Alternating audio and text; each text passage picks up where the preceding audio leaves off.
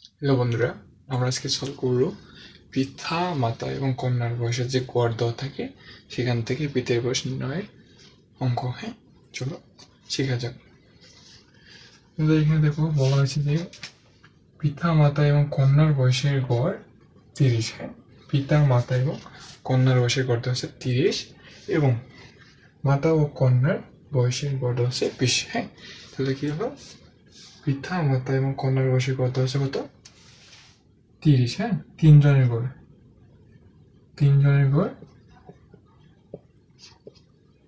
30।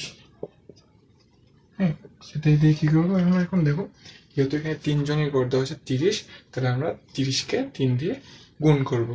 হ্যাঁ, গুণ করে কত পাই? 3 30 হচ্ছে 90। এখন দেখো, নিচে হচ্ছে মাতা এবং কন্যার বয়সের গড় হলো 20। হ্যাঁ, এখানে যেহেতু দুইজনের গড় দেওয়া হচ্ছে, তাহলে আমরা 2 দিয়ে গুণ করবো। দুইজনের কত হচ্ছে? 20। হ্যাঁ, 20 গুণ 2, কত হচ্ছে? 40। এখন আমরা কি করবো? এখন আমরা করবো বড়টার সাথে ছোটটার বিয়োগ। হ্যাঁ, বড়টার সাথে ছোটটার বিয়োগ। 19 মাইনাস 14, হ্যাঁ, ইকুয়াল কোথায়? 15। এটা হচ্ছে পিতার